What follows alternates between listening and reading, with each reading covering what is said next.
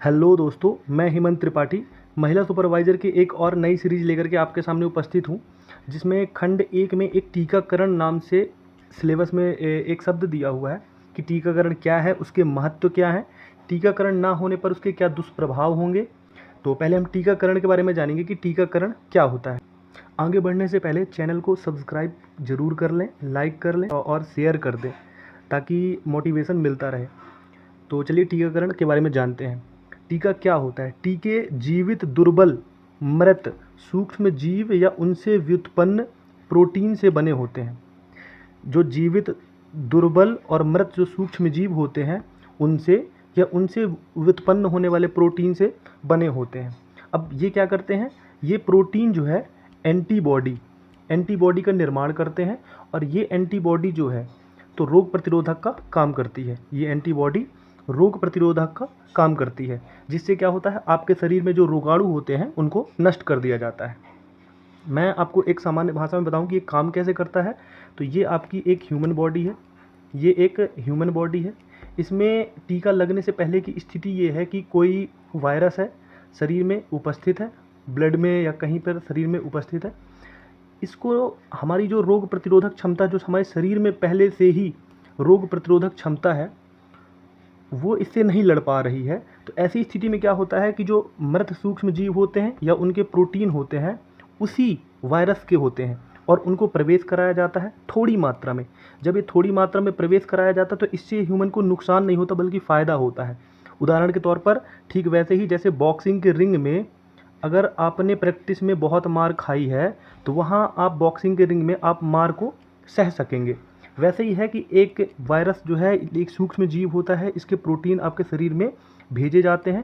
अब ये प्रोटीन जैसे ही शरीर में प्रवेश करते हैं तो हमारे शरीर की जो एंटीबॉडीज़ होती हैं वो एंटीबॉडीज सक्रिय हो जाती हैं और उनसे लड़ने के लिए क्या होती हैं, तैयार हो जाती हैं। ठीक वो वायरस जब दोबारा आपके लाइफ में कभी भी जब ये वायरस का संक्रमण आपके शरीर में फैलता है तो उसकी जो रोग प्रतिरोधक क्षमता है वो तीव्र हो जाती है और ये एंटीबॉडी जो है उस वायरस को समाप्त करने के लिए पहले से तैयार रहते हैं, है ना। इस तरह से ये जो है तो टीका आपका काम करता है। टीके के प्रकार में अगर देखें, टीके बहुत से प्रकार के होते हैं।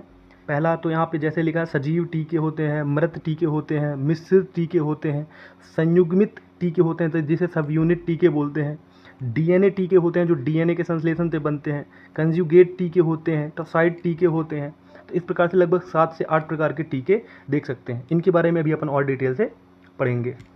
पहला है सजीव टीके। ये क्या होते हैं?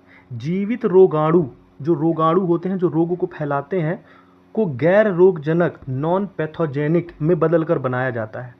ये बात तो आप मान रहे हैं कि जो टीका बनता है उसी जीवाणु से, उसी वायरस या उसी जीवाणु से बनता है और उसके कम हानिकारक स्वरूप को लिया जाता है और उसको शरीर में प्रवेश कराया जाता है और शरीर में एंटीबॉडी को उससे अवगत कराया जाता है। मृत टीके क्या होते हैं? दूसरा है मृत टीके। रोग जन्म देने वाले सूक्ष्म जीव को प्रयोगशाला में केमिकल हीट या रेडिएशन द्वारा मारकर बनाया जाता है। अब जो रोग जन्म देने वाले जो वायरस होते हैं, जो जीवाणु होते हैं, उनको प्रयोगशाला में केमिकल के द्वारा उनको मार दोगे, रेडिएशन के द्वारा, विकिरण के द्वारा उनको मार दोगे और जो उनसे प्राप्त होगा उनके द्वारा जो टीके बनाए जाते हैं वो क्या कहलाते हैं? मृत टीके कहलाते हैं। इसमें उदाहरण के लिए आप पर्टुसिस और प्लेग देख सकते हैं। जो पर्टुसिस और प्लेग के टीके होते हैं वो मृत टीके के उदाहरण हैं। अगले प्रकार है मिश्रित टीके। मिश्रित टीके में क्या होता है? एक से अधिक इम्यूनाइजिंग सब्सटेंस से मिलकर बनते हैं। इसके उदाहरण क्या हैं? डीपीटी और एमएमआर। डीएनए टीके क्या होते हैं? एंटीजन सिंथेसिस करने वाले जीन्स का प्रयोग किया जाता है। जो एंटीजन होते हैं वो शरीर में क्या रोग फैलाने वाले होते हैं, उनका सिंथेसिस किया जाता है इनका सिंथेसिस करने वाले जीन्स का प्रयोग इसमें किया जाता है डीएनए टीके में। अभी ये पूर्णतः निर्मित नहीं है, ये विकास के चरण में है ना। आगे देखते हैं संयुग्मित टीके क्या होते हैं। संयुग्मित टीके इसको बोलते हैं सब यूनिट टीके। सूक्ष्म जीव के केवल एंटीजेनिक पार्ट के प्रयोग से बनाए जाते हैं। अब अगर सूक्ष्म जीव के हम किसी एक पार्ट का, वो पार्ट जो एंटीजेनिक है ना, तो उस पार्ट को अपन लेंगे, उस पार्ट को लेकर के हम बनाएंगे तो वो क्या कहला जाएंगे? संयुग्मित टीके। अगला प्रकार है कंजुगेट टीके। कंजुगेट क्या होता है? बैक्टीरियल इन्फेक्शन से बचाव हेतु इसका उपयोग किया जाता है। जो बैक्टीरियल इन्फेक्शन बच्चों में होता है उससे से अगर बचाव करना है तो उसके लिए हम ये वाले टीके का प्रयोग करते हैं। क्यों करते हैं इसका प्रयोग? जो बच्चों का जो इम्यून सिस्टम है ना, वो एंटीजन को पहचान नहीं पाता है। क्यों नहीं पहचान पाता है? क्योंकि उस एंटीजन में क्या हो जाता है, पॉलीसेचराइड्स की कोटिंग हो जाती है और वो पहचान नहीं पाता और उनका हमला हो जाता है। और इस बैक्टीरियल इन्फेक्शन से बचने के लिए हम कौन सा टीका लगवाते हैं? कंजुगेट टीके। तो ये हो गए टीके के 6 प्रकार। अब आगे बात करेंगे इसके महत्व के ऊपर। तो टीके का महत्व लगभग आप सब लोग जानते होंगे, सामान्य सी बात है और कुछ विशेष बातें भी हैं। ऑटो इम्यून विकार खत्म करता है।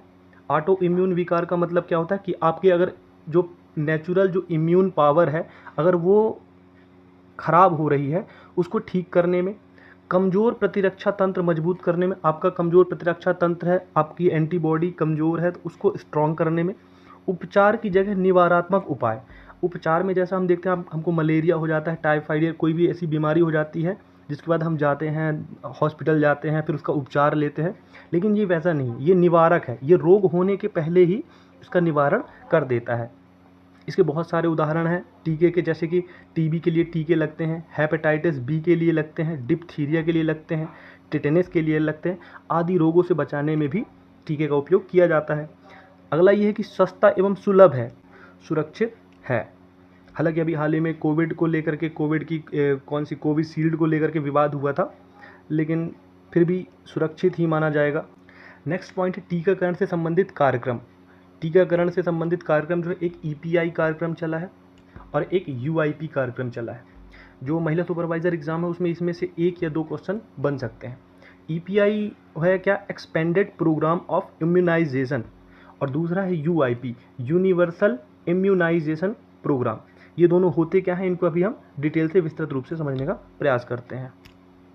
ईपीआई के बारे में पहले जानते हैं। जो ईपीआई है, इसको स्वास्थ्य एवं परिवार कल्याण मंत्रालय द्वारा प्रारंभ किया गया। किसके द्वारा प्रारंभ किया गया? स्वास्थ्य एवं परिवार कल्याण मंत्रालय के द्वारा। कब शुरू किया गया? 1978 में शुरू किया गया। राष्ट्रीय टीकाकरण कार्यक्रम के रूप में चलाया गया। अच्छा, ये ईपीआई ये वही है, राष्ट्रीय टीकाकरण कार्यक्रम है जो 1978 में चलाया गया था। इसके अंतर्गत 6 टीके, कौन कौन सी 6 टीके? काली खांसी, खसरा, गला घोटू, टिटेनस और टीबी और पोलियो। इसको याद करने का सिंपल सा तरीका है, का, खा, गा और टी, टी और पोलियो। का से आ जाएगा काली खांसी, खा से हो जाएगा खसरा, गा से हो जाएगा गला घोंटू और टी से हो जाएगा टिटेनस और इस टी से हो जाएगा टीबी और पोलियो। तो ये 6 टीकों से तुमको रक्षा इसके द्वारा प्रदान की जाने लगी थी, स्वास्थ्य एवं परिवार कल्याण मंत्रालय द्वारा ईपीआई प्रोग्राम के अंतर्गत। जो राष्ट्रीय टीकाकरण कार्यक्रम चलाया गया था वही है। 1985 में जो 1978 में चलाया जाने वाला ईपीआई था, उसको बदल करके यूआईपी, सार्वभौमिक टीकाकरण कार्यक्रम, यूनिवर्सल इम्यूनाइजेशन प्रोग्राम के रूप में विस्तृत कर दिया गया। ये क्या है? यूआईपी क्या है? तो यूआईपी भी स्वास्थ्य एवं परिवार कल्याण मंत्रालय के द्वारा चलाया गया था। ये 1985 में चलाया गया था।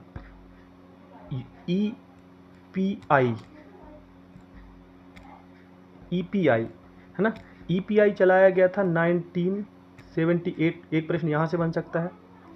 यूआईपी चलाया गया था 1985, एक प्रश्न यहाँ से बन सकता है। किसके द्वारा चलाया गया था? तो स्वास्थ्य एवं परिवार कल्याण मंत्रालय के द्वारा चलाया गया था, ये यहाँ से क्वेश्चन बन सकता है।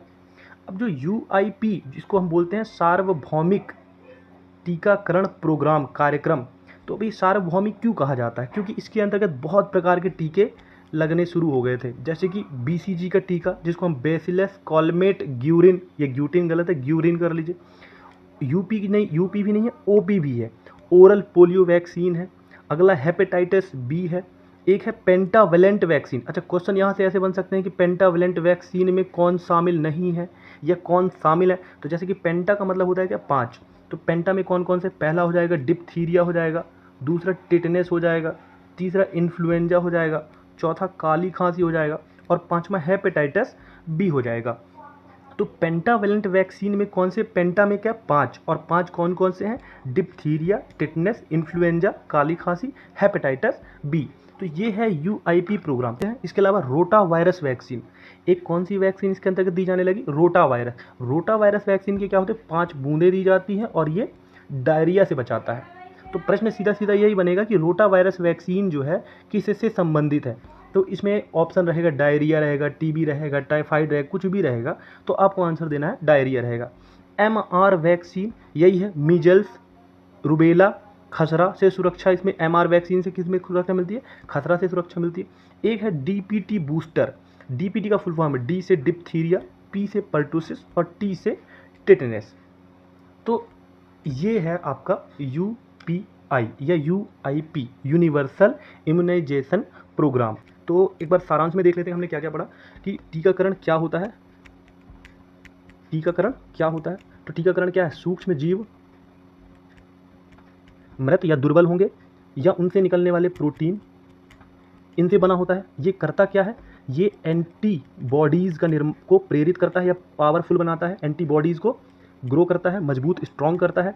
इससे क्या होता है, एंटीजन वीक होते हैं, रोगाणु क्या हो जाते हैं, रोगाणु कमज़ोर हो जाते हैं और इससे क्या हो जाता है, फिर शरीर प्रतिरक्षा विकसित हो जाती है, शरीर की प्रतिरक्षा विकसित हो जाती है। तो ये है टीकाकरण। प्रकार में हमने देख लिया था कि कौन कौन से प्रकार होते हैं। प्रकार में आपको बता ही चुका हूँ कि संयुग्मित टीके होते हैं, कंजुगेट टीके होते हैं, क्या होता है संयुग्मित, क्या होता है कंजुगेट, ये सारी चीज़ें हम लोगों ने पढ़ रखा है। अब 2 कार्यक्रम पढ़े थे, एक पढ़े थे एक क्या पढ़े थे, एक कार्यक्रम हमने पढ़ा था EPI और दूसरा पढ़ा था UIP। इसकी शुरुआत हुई थी 1978 में, इसकी शुरुआत हुई थी 1985 में। दोनों ही कार्यक्रम जो है स्वास्थ्य एवं परिवार कल्याण मंत्रालय द्वारा, ये भी स्वास्थ्य एवं परिवार कल्याण मंत्रालय द्वारा। इसके द्वारा EPI के अंतर्गत का, खा, गा, टी, पोलियो, ये 6 प्रकार के टीके लगाए जाते थे। इसके द्वारा BCG हो गया, DPT हो गया और पेंटावेलेंट हो गया। पेंटावेलेंट में आपने पढ़ चुका है, कौन कौन से 5 होंगे वो भी याद करना है। तो इस तरह से हम इसको समझ सकते हैं और ये है राष्ट्रीय टीकाकरण कार्यक्रम। तो ऐसे ही अन्य वीडियो को सुपरवाइज़र, जो महिला सुपरवाइज़र MP में वैकेंसी है, उसको मैं अगले 60 दिनों में पूरा का पूरा कवर करने वाला हूँ और मैं पूरी कोशिश करूँगा कि बहुत स्पीड से करूँ, बहुत मेहनत करूँ और कंटेंट बहुत बेहतर लेके आऊँ, मेरी टेक्निक्स बढ़िया हो ताकि आप लोग उसका फ़ायदा उठा सकें। और पूरी कोशिश रहेगी कि आप लोगों के लिए मैं 70 से 80% पेपर जो है मैं यहाँ से लेकर के आऊँ। धन्यवाद। चैनल को सब्सक्राइब ज़रूर कर लें।